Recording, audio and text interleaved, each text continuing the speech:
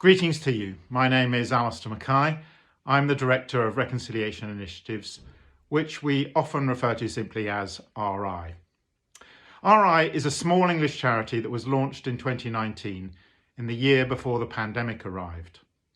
On the 22nd of March this year, we'll be joining the Community of the Cross of Nails, when the Dean, John Whitcomb, will be presenting our Chair of Trustees with our own Cross of Nails at a conference that RI is hosting at Coventry Cathedral. RI is an evolution of the work that I did for nearly 20 years through Bridge Builders, another small English charity. Bridge Builders was originally part of the London Mennonite Centre and is now an independent organisation. They offer training for church leaders in better handling conflict in the life of the church. If you're interested, then you might appreciate my book, Bridge Building, subtitled Making Peace with Conflict in the Church, which was published in 2019. This tries to summarise some of my learning over a 20-year period. RI's particular focus is on the outward missional life of the church. Currently, we offer a learning and development programme for Anglican church leaders in Britain and Ireland. The programme is called Reconciling Mission. This gives local church leaders a vision for mission as a journey towards greater reconciliation in the world. A journey to be shared by clergy with the whole church body. A journey which is marked by much deeper engagement with our local communities. The framework of the programme works with the understanding that you can only move towards greater reconciliation in society through a process of moving beyond meeting basic needs.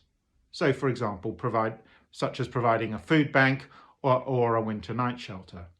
Now, churches are often really good at helping to meet basic needs through these sort of programmes.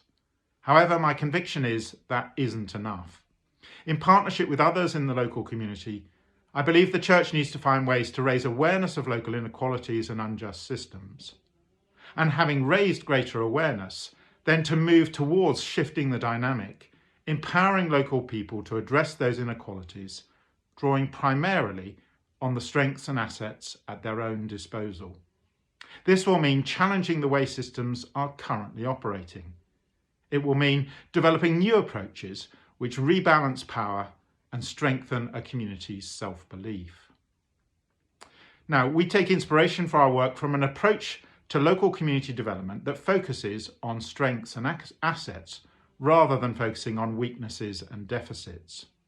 And all of this is designed to move our local communities towards experiencing a greater taste of heaven here on earth, in collaboration with the local church. It assumes that we can't experience greater reconciliation in society without greater justice, which may well mean travelling through some level of conflict. Now, at present, RI is offering the Reconciling Mission programme to Anglican dioceses in England, Wales, Scotland and Ireland. A bishop sponsors a group of 4 to participate in the programme, which begins with a residential learning week. This is then followed up by regular group coaching, some webinars and a couple of annual conferences over an 18-month period. Now, we have got provisional plans for an offering in Africa and in South Africa, in Kenya and South Africa. If we move ahead with those, they'll be developed in partnership with local organisations such as a theological college, and also key in partnership with local facilitators and trainers. I say key because we want to avoid our offering becoming a quasi-colonial project. Instead, it'll be about resourcing and empowering both local leaders and facilitators in their own national context. In addition, also in sort of plan, which I'm exploring with the RI trustees at the moment, is whether we can integrate a racial justice programme into RI's offering in Britain and Ireland. So on both of those, watch this space. Let's move on to reflect on how RI's work intersects with the 3 priorities of CCN. Anglican leaders and their churches engaging in deep work in a local community can expect that hurts and traumas of the past will come to the surface. Some of that hurt may actually have been caused by the local church itself.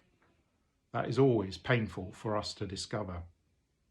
Some of the trauma may relate to how local authorities and national government have treated that local community. Where injustice and inequality are brought into the open, hurt is likely to be voiced. How the church provides a genuine healing balm and not a sticking plaster is going to be part of the challenge facing church members.